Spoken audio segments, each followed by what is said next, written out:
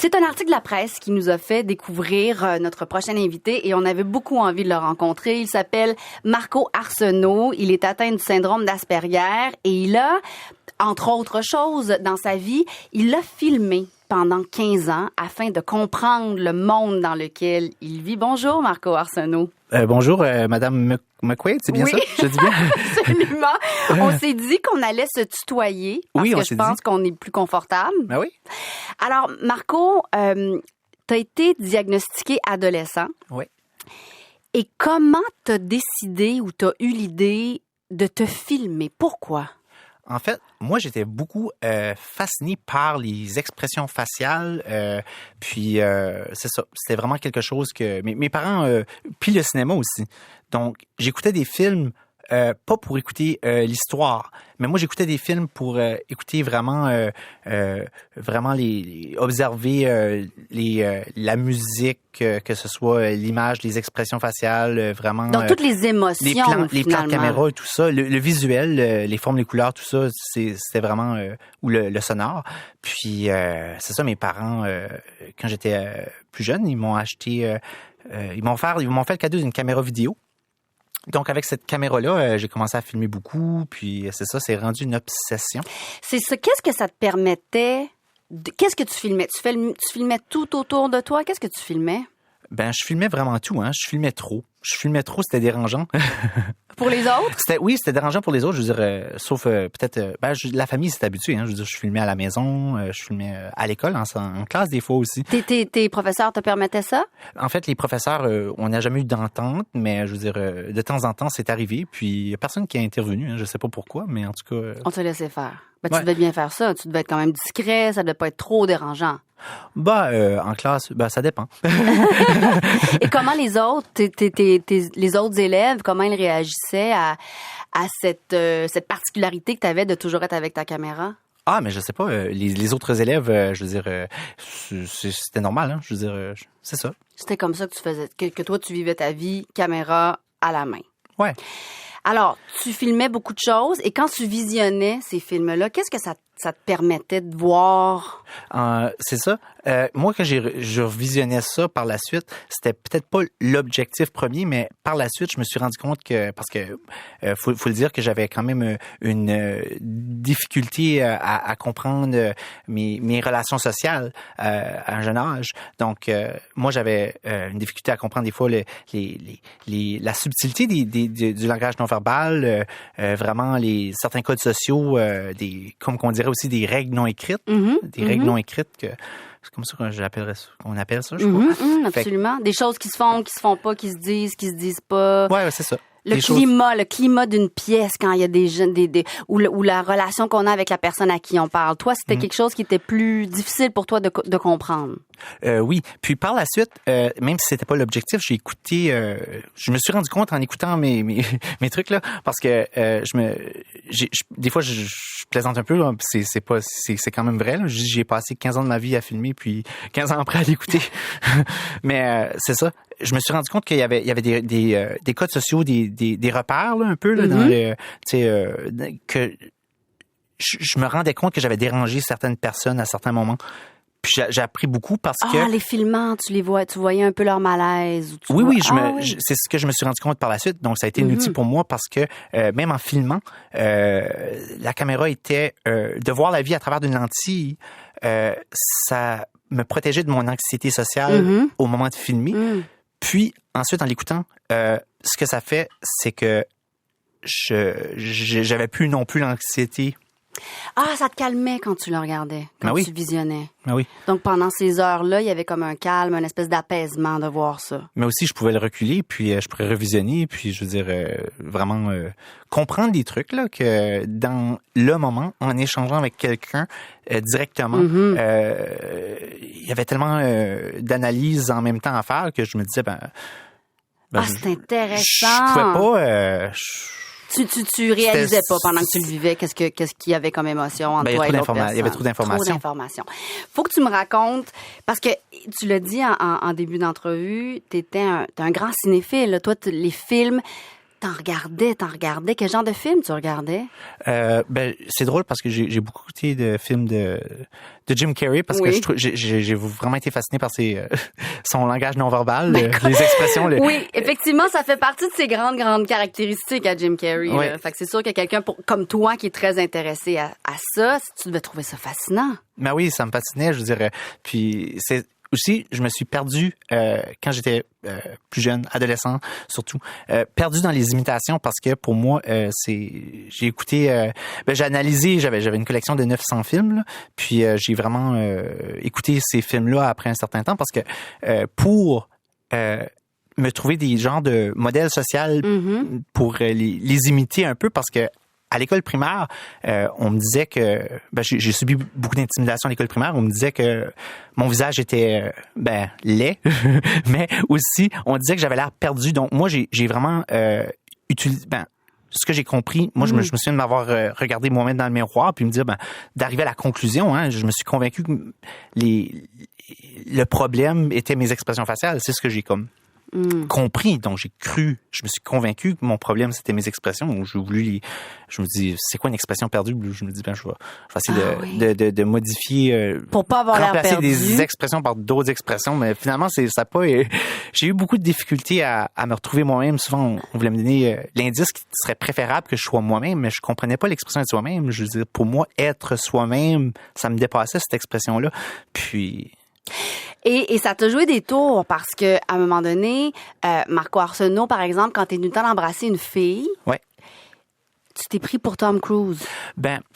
C'est drôle parce que ça a été un modèle que j'ai choisi dans le temps parce que c'est ça, je me disais que les femmes avaient je comprends l'air de vraiment absolument l'aimer.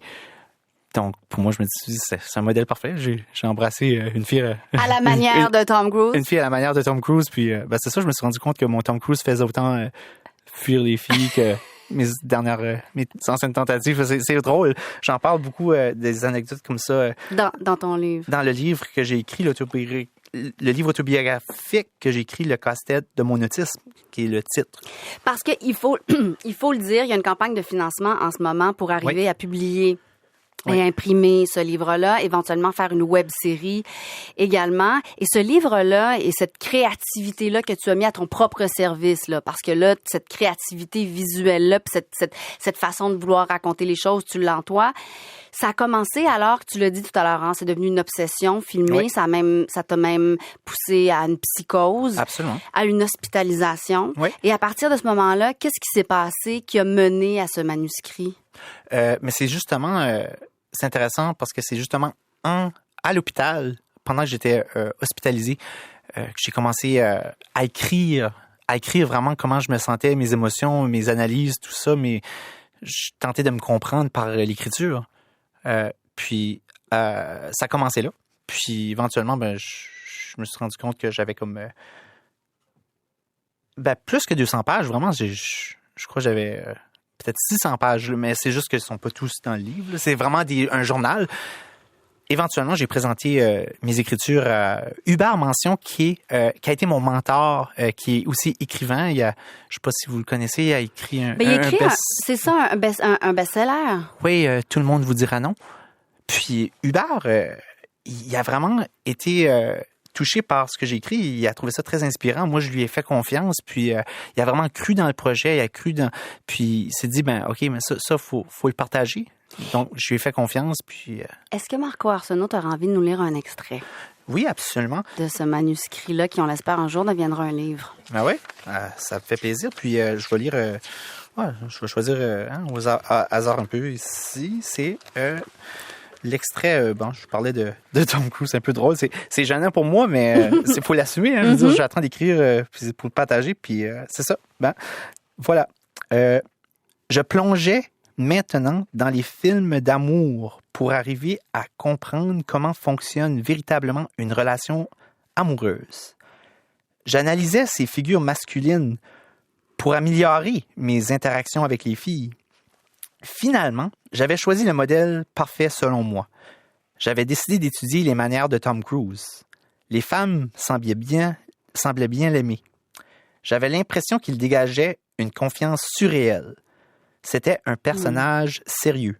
J'étudiais ses sourcils en observant ensuite les biens dans le miroir. Je jouais avec mes lèvres, l'intensité du regard de mes yeux, le degré de mon sourire.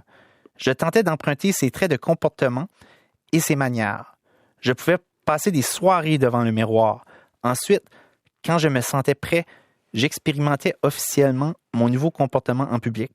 En écoutant les films de Tom Cruise, mes postures devenaient plus droites, je prenais une allure plus sérieuse, je recréais le plus exactement possible les informations visuelles que j'avais étudiées chez cet acteur, mais toujours sans comprendre la signification de ses comportements. J'imitais des actions sans jamais avoir compris les contextes dans lesquels ils étaient effectués. Je souhaitais travailler ma confiance en mémorisant les expressions faciales de Tom Cruise avec ma mémoire. Je me sentais comme si son visage était un masque que je déposais sur mon propre visage. J'avais l'impression que mes muscles de visage devenaient les siens. J'imitais ses expressions afin de vouloir ressentir la confiance qu'il dégageait. À ma grande surprise, je remarquais que mon Tom Cruise faisait autant fuir les filles que mes anciennes tentatives. Mais comment était-ce possible? On parlait quand même de Tom Cruise. Mais c'est tellement bien imagé.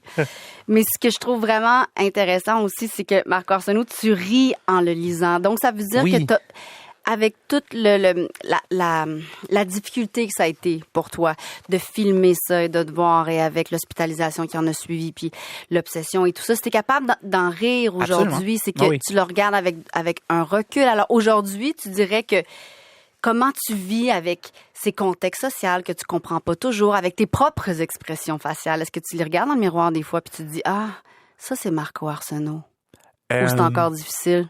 Non, c'est drôle parce que je dirais que il y a plusieurs choses qui étaient un défi difficile à un plus jeune âge, mais aujourd'hui, à l'âge adulte, je dirais que c'est comme si que j'avais un casse-tête à faire qui est un peu comme moi je l'appelle le casse-tête de mon autisme. C'est le titre du livre aussi. Mais c'est parce que c'est comme si que je rassemblais des pièces et avec l'expérience, puis là j'ai 31 ans aujourd'hui, donc c'est sûr que j'ai rassemblé beaucoup de pièces que j'ai l'impression des fois c'est comme un automatisme parce que je veux dire, c'est pas que c'est un automatisme, je pense. C'est juste que j'ai rassemblé tellement de pièces que c'est plus facile. D'un coup que les pièces sont rassemblées, je les connais. Ça vient du par cœur. Donc. Et ça vient compléter la personne que tu es finalement, qui devient plus compréhensible à tes yeux et à nos yeux aussi, très fort probablement. Alors, la campagne de sociofinancement est sur la plateforme Ulule pour faire éditer donc ce livre, Le casse-tête de mon autisme, pour peut-être aussi produire une web-série sur ton histoire, Marco Arsenault. Les gens qui nous écoutent, qu'est-ce que tu veux qu'ils sachent sur toi? Qu'est-ce que tu voudrais qu'ils découvrent sur toi et les gens comme toi à travers soit ton livre ou ta web-série? C'est une bonne question. Je pense que c'est une question importante aussi. Je sais pas vraiment comment répondre à cette question-là, mais je dirais que parce que, comme je le rappelle, moi, c'est ça, j'ai vraiment écrit ce livre-là, mais je sais pas ce que les gens vont retenir parce que j'étais surpris de voir que plusieurs personnes qui ont lu des extraits ont vraiment trouvé ça inspirant. Puis je vois que ça leur apporte beaucoup. Puis c'est drôle parce que moi, je l'ai fait pour me comprendre, mais ce que je réalise, c'est que ça apporte aux gens. Puis je sais pas pourquoi, mais je trouve ça me fait vraiment plaisir de voir que ça fait cet impact-là. Mais pour quelqu'un qui savait pas comment répondre à la question, tu as drôlement bien répondu, Marco Arsenault. Merci. C'est un plaisir de te rencontrer. Bonne chance avec ton livre, ta web-série. Merci, c'est un plaisir partagé. Merci beaucoup. Bye.